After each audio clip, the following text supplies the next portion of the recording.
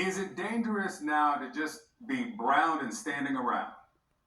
A big part of what is causing fear in some communities of color is the vibe that even if you are in the country legally, born here or otherwise, that doesn't mean that you won't get caught up when the feds surge immigration enforcement in your city. Stories like what happened to Fernando Vasquez add to that feeling. He shared this video. It shows the moment he was released from handcuffs by a uniformed agent. It shows you a second man wearing a border patrol vest nearby. Once he's out of the cuffs, you see the agents get into a large SUV, and one just throws Fernando's wallet and various cards to the ground before leaving him behind. The vehicles just drive off. To be clear, again, this happened to a U.S. citizen. Fernando Vasquez is here to share more about what happened. Fernando, thank you for your time and sharing it with us. So let's start at the beginning. You're in Cary, North Carolina. You're watering trees at a new shopping center. Then what happens? Then, well, I go around the corner to turn on the water, and I see a gray Tahoe pull up onto the sidewalk, and I'm just with that doubt: is it, somebody in charge from the building, or is it, border patrol or immigration? I'm standing there for a quick little minute, and then I proceed to go turn on the water, but I'm still with that doubt in my mind of like who it is. So I stand there. I actually put on my phone to zoom in through my camera, but I wasn't able to, see anything. And at that moment, I don't know if they saw the color of my skin or what they saw, but I'm guessing they just saw a Latino man. So they pulled up even closer to me. They opened the doors, and at that moment, once I saw their uniform, they had their gloves, their masks, their eyewear, everything. I told Siri, I said, "Hey Siri, call Dad," and basically I just told him to, to run, to hide.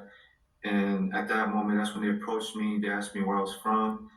I didn't respond I didn't respond and say anything. And then a Hispanic man in Spanish, he told me, he said, "Where you from?"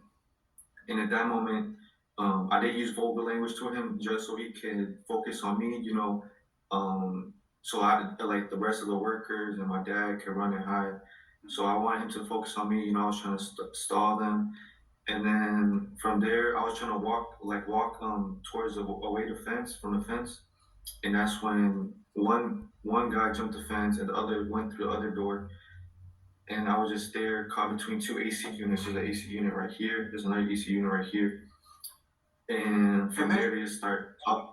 Did they ask you where you were from? Did you tell them that you were a U.S. citizen?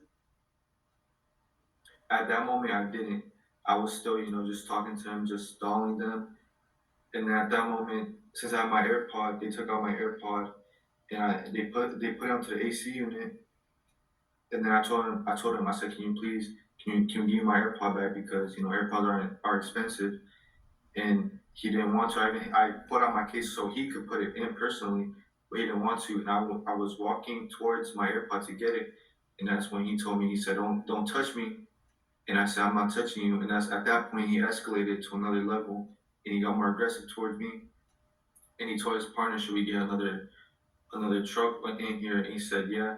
And then he also asked, "Should they put me in cuffs?" And they put me in cuffs. And then at that moment, they searched me. They put out my wallet. They saw my North Carolina real ID, and they saw my North Carolina driver's license. So at that moment, they saw all my documents. They saw what they needed, and they still decided to take me in. I even told them, you can look my name up in your system. You already have my ID. You already have everything. You can just look me up. You can see I'm a U.S. citizen. But they still decided to take me. And so they took you in this vehicle. How long were you in the vehicle before they pulled over and this ended?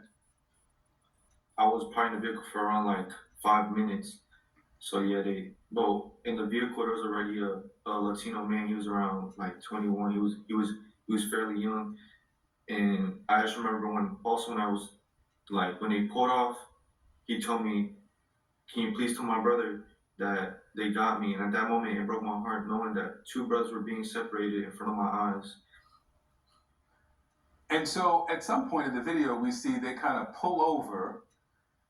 Where was that? I've described it as a wooded area. And they toss your wallet. Tell me about that part. So before that, when I was in the vehicle, another Hispanic man told me, he asked me, he said, "Where you from?" I told him, "I'm from here." He said, "Where were you born?" I told him, "Raleigh." And at that moment, I guess he realized his error, or they didn't do a thorough job. And that's when he told the driver to pull over, basically. So they just pulled over into some random person's property, and just on the side of the street, they just pulled in like that. They told me to get out. I got out, and yeah, it was just like a wooded forest, like somebody's property. And then from there, I just had to run back to the job site. Well, Fernando Vasquez, I'm sorry this happened to you. That you were just doing your job, got snatched up, and then dropped off in the woods.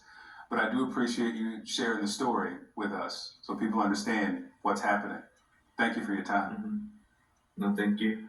A police officer